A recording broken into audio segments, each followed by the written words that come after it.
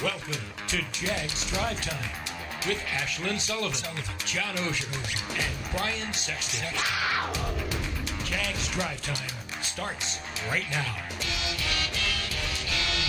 Welcome in, Jaguars Drive Time. It is Wednesday, brought to you by Jet Home Loans. The final 53-man roster is set, and we're going to talk all about it here on Jaguars Drive Time. Working through a practice squad still this afternoon that will be set. That's 16 additional spots. We're here with Brian Sexton and John Oehser.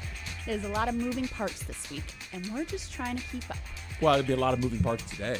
I mean, in all likelihood. On Reporters Podcast last night, John, you thought, 6 or 7 roster moves was a reasonable number. If that's the case, then it's going to be a really busy day.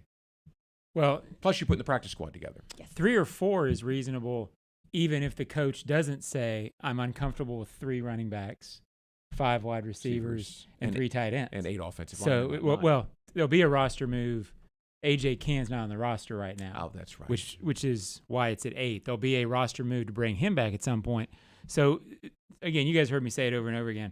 The big myth is that it's a 53 and that it has to be done on Tuesday at 4 p.m.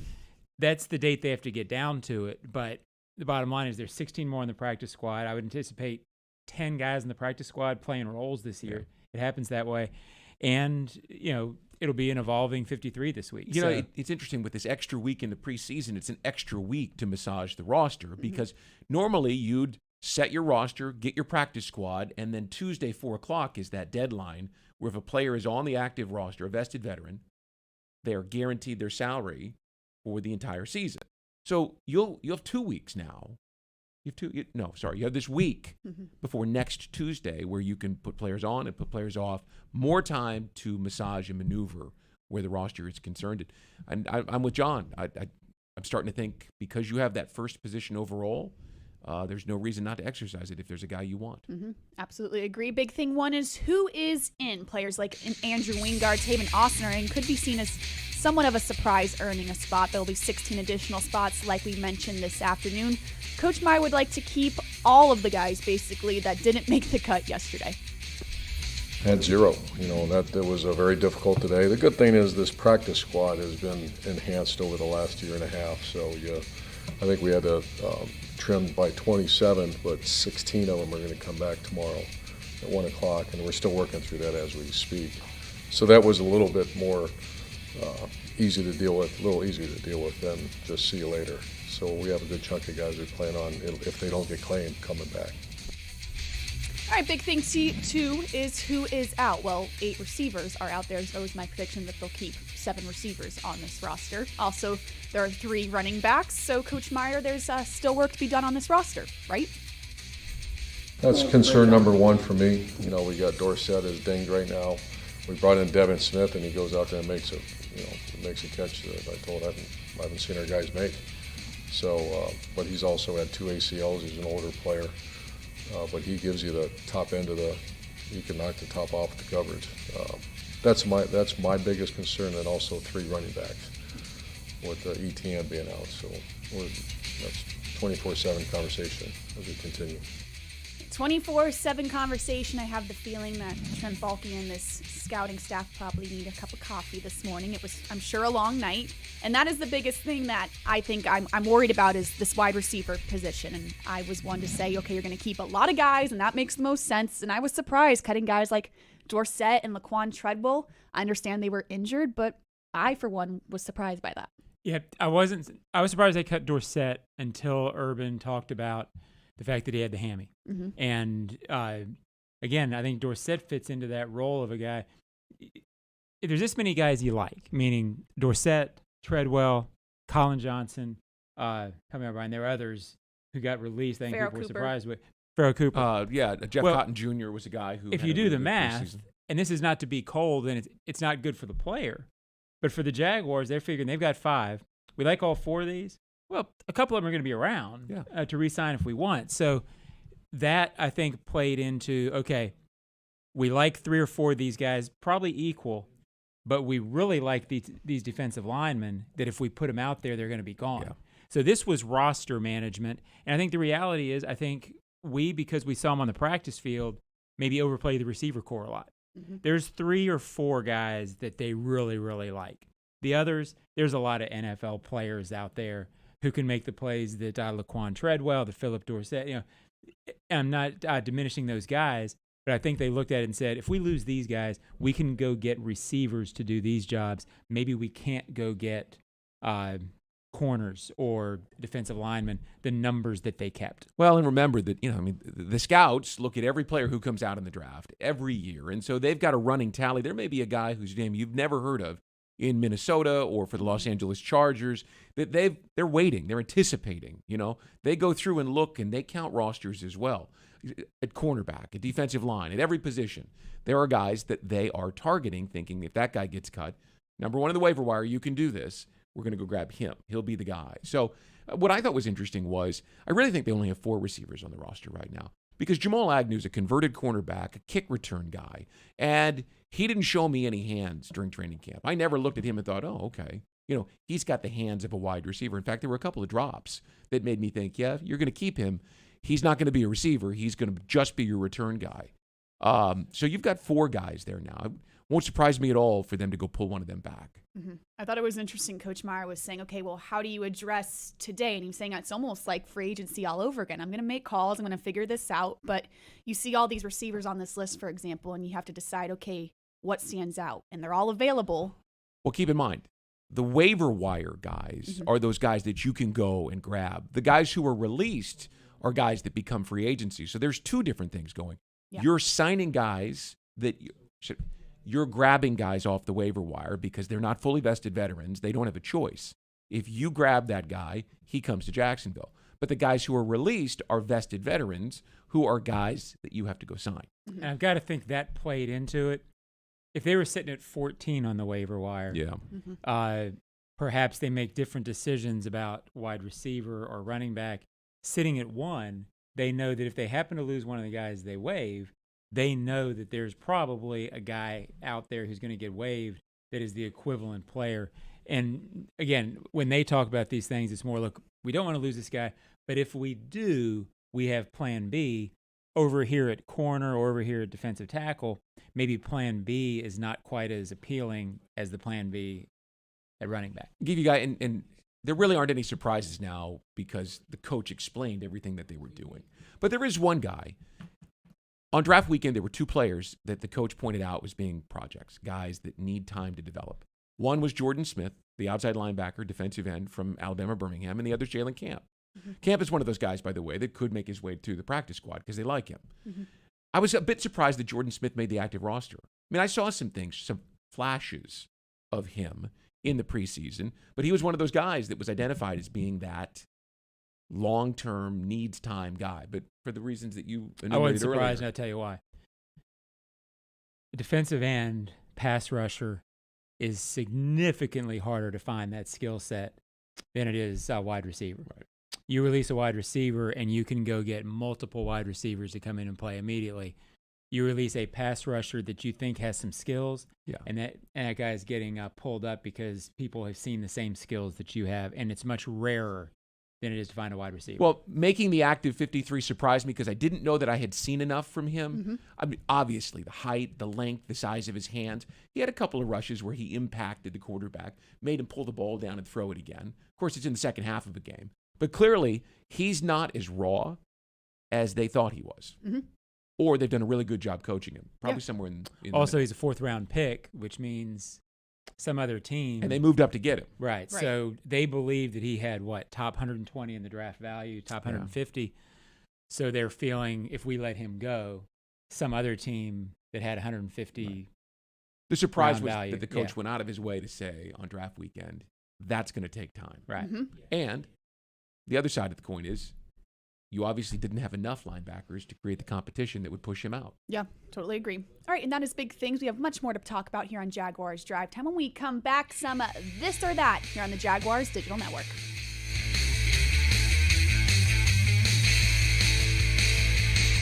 Jags Drive Time is brought to you by TIAA Bank. Turn potential into progress. And by Publix, where shopping is a pleasure.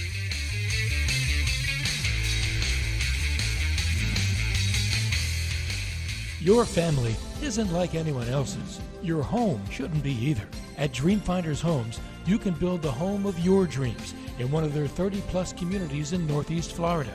Choose from luxury single-family homes or maintenance-free townhomes from the 200s. Dreamfinder specializes in homes built to fit your lifestyle. To find out more, call 904-738-0165 or visit dreamfindershomes.com. At ViStar, we believe in better. Better convenience, so members can bank any way they want, whether it's at a branch, on a mobile device, or at one of more than 20,000 surcharge-free ATMs across North America. Because we believe that people have better things to do with their time. If you believe that convenience is better, join ViStar. Visit ViStarCU.org. All loans subject to approval, insured by NCUA. Hi folks, Frank Frangie here to tell you where to find the most authentic Southern Pit barbecue in all of Jacksonville. That's right, Bono's. For 72 years, Bono's has been smoking real pit barbecue right here on the First Coast. Smoked for hours, served in minutes, and always cut to order. You can find Bono's locations all around town and on game day at TIAA Bank Field.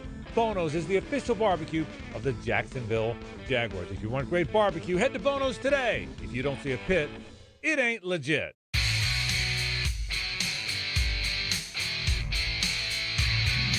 Price.com is the easiest way to save money with comparison shopping, cashback coupons, all in one. It's free. Try Price.com today. We're back, Jags Drive Time. It's Wednesday, brought to you by Jet Home Loans. It is time for some this or that, comparing and contrasting that final 53-man roster. Brian, you're up. Well, we'll go with the tight end. They kept three, right? Mm-hmm. They kept Chris Manhertz, whom they love. And his primary role, as the head coach has said time and again, is he moves people, right? And they kept Luke Farrell, who the coach told me in a broadcast production meeting was one of the best blocking tight ends in the draft. So you got two of them for a team that wants to be able to run the ball with power. The position that has just created all sorts of issues for this team is trying to find a tight end. They've drafted them. They've paid them big money. Julius Thomas. They haven't been able to do it. James O'Shaughnessy is in his fifth season in Jacksonville now, okay? He's made a couple big catches in the Steelers game in the playoffs in 2017. Was starting to come on a little bit in 2019 with Gardner Minshew before he got injured. But he's a guy they've tried to replace. So the question is, do you hit the waiver wire hard? Do you swing some sort of a trade? Or do you go with James O'Shaughnessy as that receiving tight end? The coach said yesterday he's their best receiving tight end in that room and was during training camp. Better than Ellefson, better than Tyler Davis. So who would you take? Would you trust James O'Shaughnessy? Or would you go hit the waiver wire and trade hard because you think you know what he is? And I'll say this, I'd go with him. Well, I think they will, and I think the other option is O'Shaughnessy's here, and there's also another guy come in. I think at some point you'll wind up seeing four tight ends on the roster because in this day and age, to say tight end is sort of a misnomer. There's really two tight ends on your roster now. I think you'll eventually carry two blocking tight ends, and they've got that, upgrade the other receiving and keep O'Shaughnessy. Or O'Shaughnessy may be a guy that if you want to play games with in terms of roster management, perhaps you can keep him as well. Remember when my hot take a couple weeks ago was Ben Ellefson will be the leading tight end in 2021? Yeah, that's gone. Not too late. I think he'll be back and he'll be around. Okay. I don't know if he'll be the leading tight end. But I don't know if my hot take's coming true or not. O'Shaughnessy's got nice hands. He has an knack for getting open. He's not a game breaker of any sort. But I will say this. I noticed during the games that he was standing next to Trevor Lawrence a lot, talking to him. I think they developed a bit of a relationship. We'll see. Mm-hmm. I'd be surprised if Ben Ellefson doesn't play 6-7 years in the NFL. He's one of those guys who sticks around, whether it's here or I think he's pretty good. My this or that. Defensive line or safety will be the deepest position. And the reason I mention this is Urban talked about both of these spots, really thinks they've got a lot on the defensive line and thought they had 8 safeties in camp who are NFL players, but I think he's probably right. I'm going to go with defensive line being the deepest, probably because I hope it's the deepest because it needs to be. I really like the top 3 guys up there. I'm going to be anxious to see how their depth plays out, how they continue to stop the run. But I'll go with defensive line right now as the deepest spot on the roster. And Jaguars fans, let's hope that's right. I'll go with the defensive line as well. And the reason is, and not just sheer numbers, Andre Cisco's a guy you're counting on. He's a rookie. You're not doing that up front. You've got a more veteran group of players that you're expecting to contribute. Young, I mean, Caleb Von Chason's young, but he's been through that rookie season and figured out the speed of the game. So I'll say the defensive line, although I really do like the competitiveness and the depth, even without Jared Wilson, who's a guy who has 30 starts. I said this last year over and over and over. Daniel Thomas, watch Daniel Thomas, right? And then the coach was saying at the end of camp, Daniel Thomas is really coming on, primarily on special teams, but he's got a nose for the ball as well. He's not the athlete that Cisco appears to be, but I think Daniel Thomas is one of those guys who will play here for a long time. He is the guy, not Cisco, that moved Jared Wilson off the roster. Yeah, Coach Meyer mentioned with the safety position evaluating it, you had to contribute on special teams. But I'm not going to lie, when I saw Jared Wilson's name on that list, it was weird because that's a guy that you just see is so dependable, and he's been here. It was odd to see his name. He has been, and he's been a good special teams player. I do believe that he's a guy that they would try to get back, try to retain on the practice squad because of that reliability.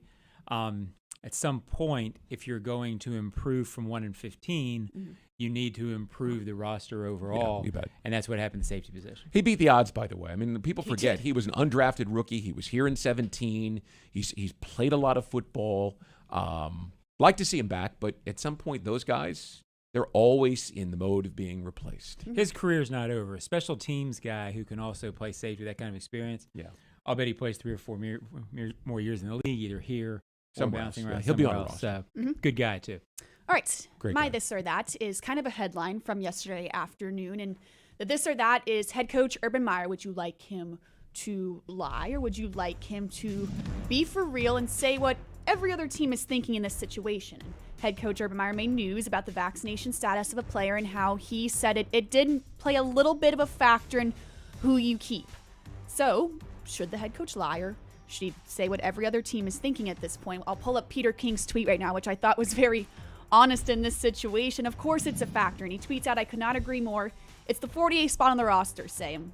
You're in between two guys. One's vaccinated, one isn't. One is out 10 days if he's a close contact. The other misses nothing with a negative test." And I know that it definitely was a headline, but I see nothing wrong with this. I see nothing wrong with head coach Urban Meyer being honest.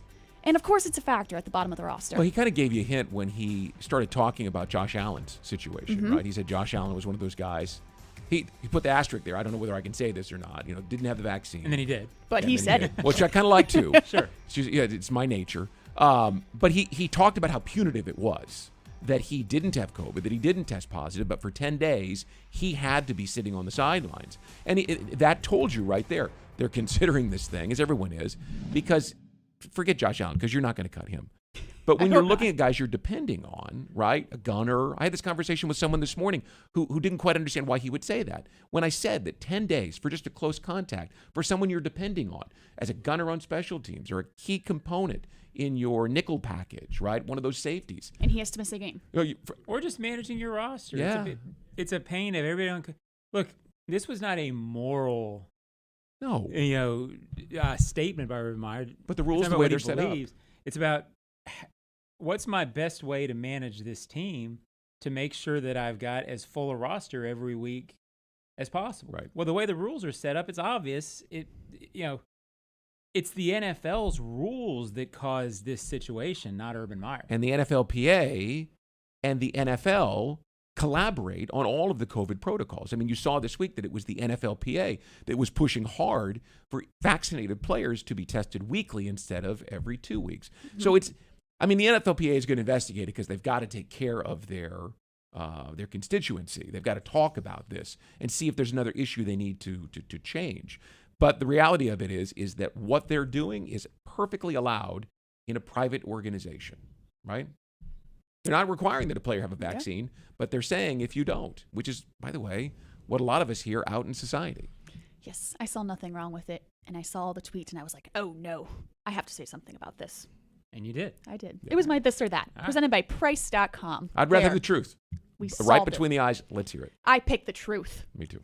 We come back. Ashlyn acts around the NFL coming up right here on Jaguars Drive Time.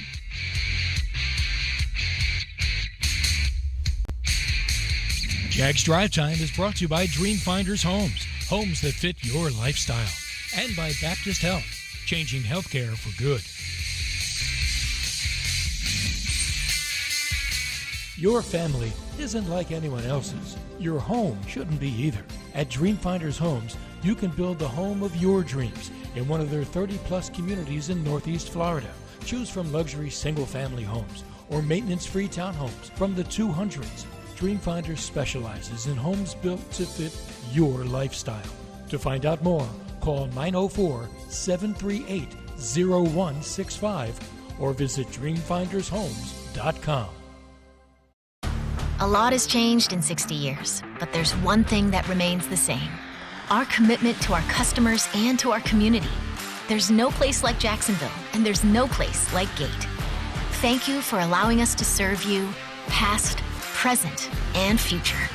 Now through August 31st, Jags fans can enjoy 2 of your favorite roller grill items for just $2 at participating Gate locations. Get them while they're hot. Gate, serving up more.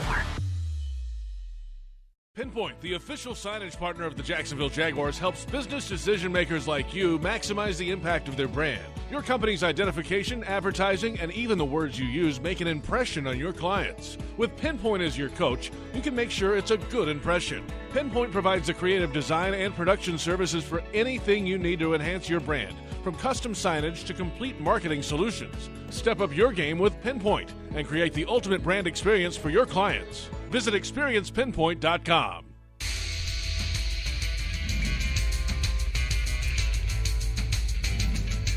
Over 30 communities to choose from with the best selection of move-in ready homes. Quality, value, personalization. That's the Dreamfinders difference. Visit dreamfinders.homes.com. What are you saying? Hey. Why are you saying that? Welcome into Jaguars Drive Time. It is time for Ashlyn Ask Around the League. We have lots of questions after final rosters were set. Number 1 has to do with the Patriots releasing quarterback Cam Newton, which means Mac Jones has won the starting job, but it absolutely was a headline. So Ashlyn asks number 1, where does Cam Newton play this year? Does he play this year? Does he start this year?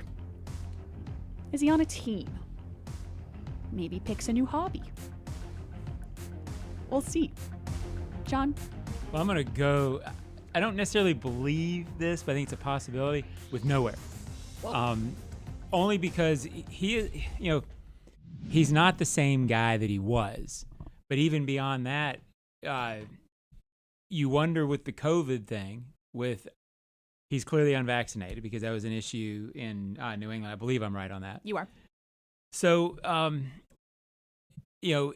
is it worth it to sort of worry about that?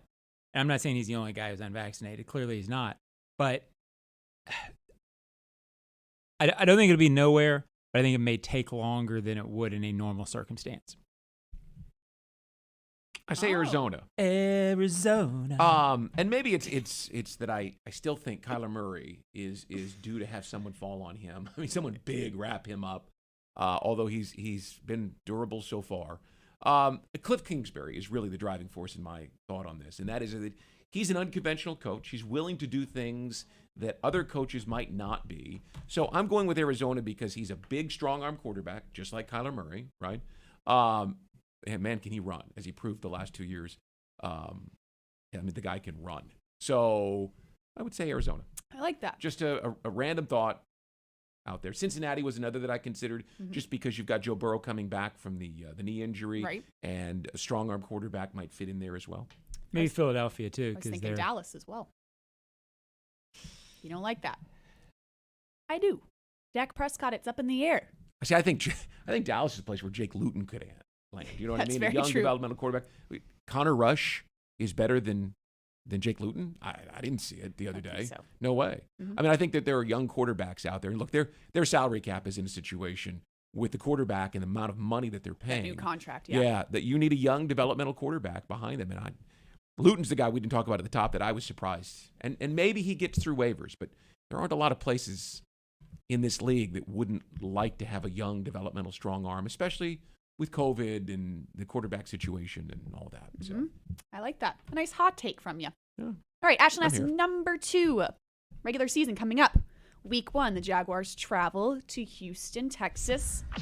Does Deshaun Watson play versus the Jaguars Week 1?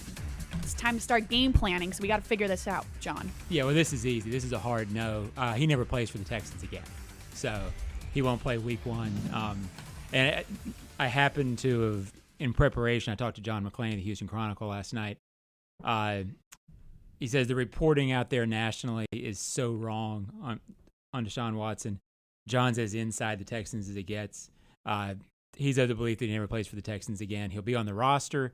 They're waiting for a trade, so no way he plays Week 1. Yeah, my answer is why. Why would you do that? Right now, he is healthy.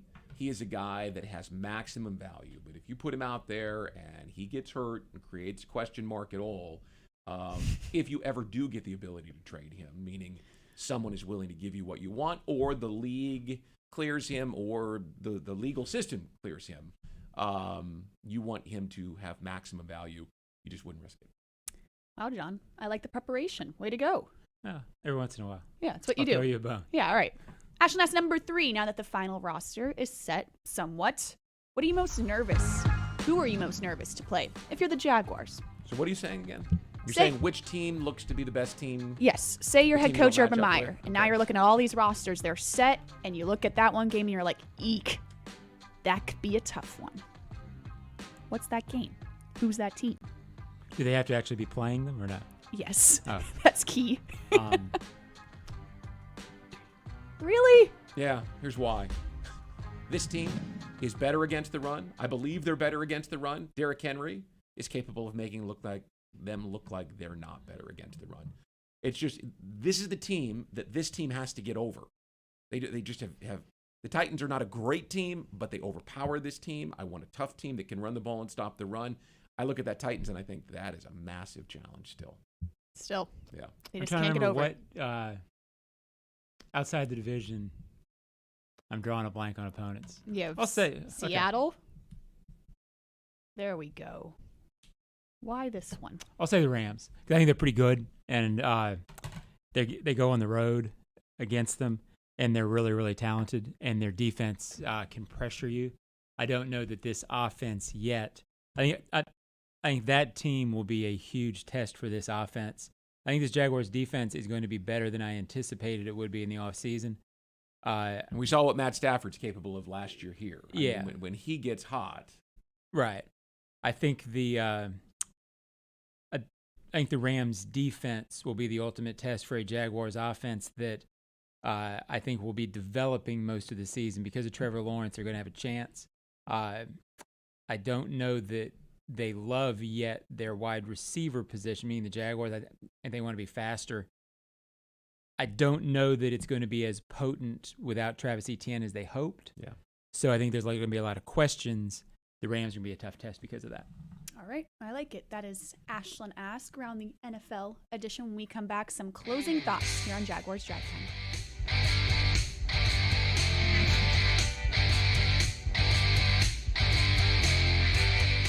Your family isn't like anyone else's. Your home shouldn't be either. At Dreamfinders Homes, you can build the home of your dreams in one of their 30-plus communities in Northeast Florida. Choose from luxury single-family homes or maintenance-free townhomes from the 200s. Dreamfinders specializes in homes built to fit your lifestyle. To find out more, call 904-738-0165 or visit dreamfindershomes.com.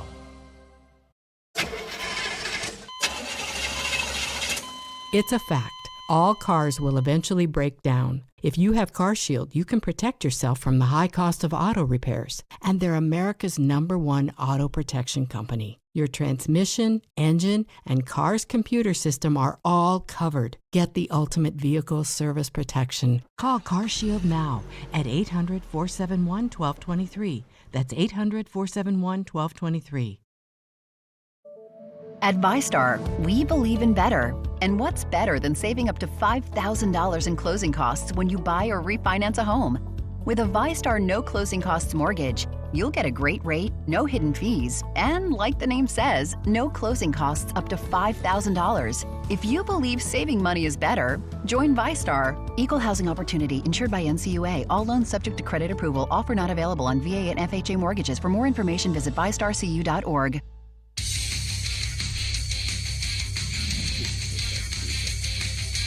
Welcome in, Jaguars Drive Time. Jet Home Loans. Some closing thoughts here. We mentioned earlier in the show that the practice squad will be set this afternoon, those 16 spots that we will have our eyes on.